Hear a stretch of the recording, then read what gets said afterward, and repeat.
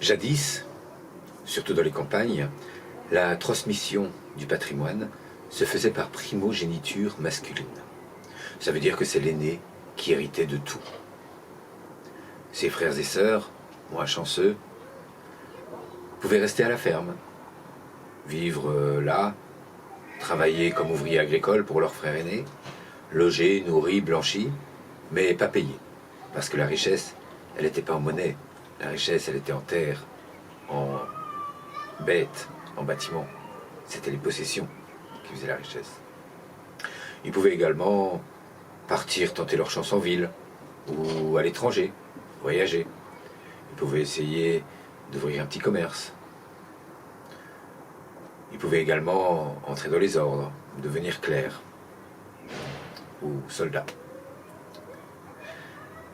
Il y avait un paysan qui était un petit peu particulier, un original. Il était veuf et avait 3 fils, qu'il aimait tous 3 très tendrement. Sentant sa fin approcher, il réunit ses 3 fils. Il leur dit: mes fils, je vais bientôt mourir. Et je voudrais pas que vous, les 2 plus jeunes, vous partiez de la vie avec rien dans les poches, rien en main.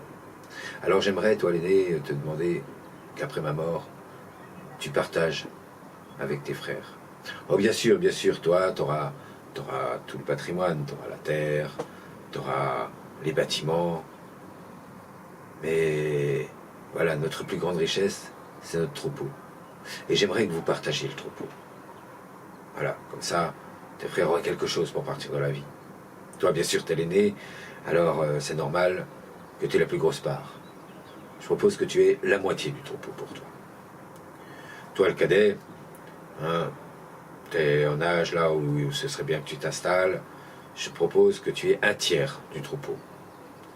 Et toi, le benjamin, toi t'es jeune encore, t'as de belles années devant toi, mais j'aimerais quand même que tu partes sur un bon petit pied avec quelque chose dans la poche pour t'aider. Alors je voudrais que tu aies 1/3 d'1/3 du troupeau. Quelque temps après, le paysan est mort. Ses fils lui ont fait de belles funérailles. Ils ont invité tous les voisins, toutes les connaissances. Il y avait beaucoup de monde. Et quand tout le monde a fini par partir, les 3 frères se sont réunis et ils sont allés voir les vaches, compter le troupeau. Il y en avait 17.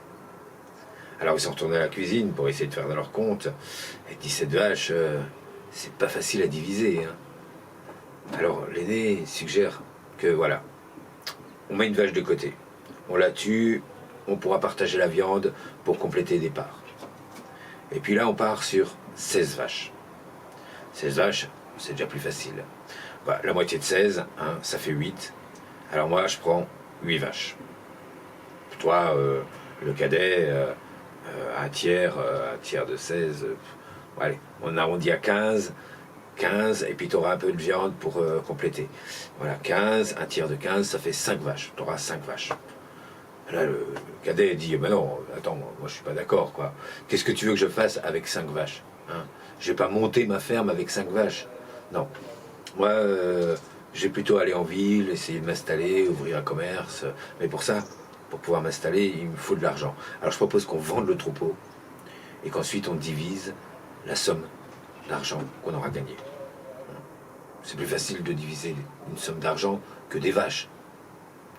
L'aîné dit: non, moi je suis pas d'accord, parce que si on vend les vaches, après moi il faudra bien que j'en rachète.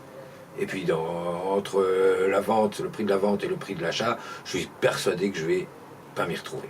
Non, on va faire comme j'ai dit. Et pendant que les 2 aînés se disputent, le benjamin, le petit dernier, il sort par la porte de derrière, et puis il va voir le voisin. Il dit: voisin, voilà, j'ai un pré là que j'aimerais bien faucher, mais j'ai pas trop le temps. Et puis je peux pas y mettre mes vaches parce qu'elles sont ailleurs, mais est-ce que je pourrais t'emprunter une vache pour la journée? Et comme ça, elle mangera l'herbe, et puis après, le soir, je la rapporte. Alors, le paysan, lui, il est content. Quand il y a de quoi gagner un petit peu, même de l'herbe pour la vache, gratuitement, ils sont toujours prenants. Alors, il prête une vache. Et puis le benjamin revient près de ses frères, avec une vache en plus. Il fait, bah voilà, maintenant on en a 18. Alors toi l'aîné, bon bah la moitié de 18, ça fait 9. L'aîné il est content, il pensait avoir 8 vaches, il se retrouve avec 9. Il dit pas non. Le cadet, bah toi tu as droit à un tiers. Alors un tiers de 18, bah, ça fait 6. Bon, lui aussi il est content, hein. Il va vendre ses 6 vaches, il pensait en avoir que 5 et un peu de viande, il est content. Et puis ben, le Benjamin, un tiers d'un tiers, ben, un tiers d'un tiers ça fait un neuvième de 18, ça fait 2 vaches. Alors ces 2 vaches, plus les 6 du cadet, ça fait 8, plus les 9 de l'aîné, ça fait 17. Il reste une vache qui ramène chez le voisin. Et le partage du troupeau est fait.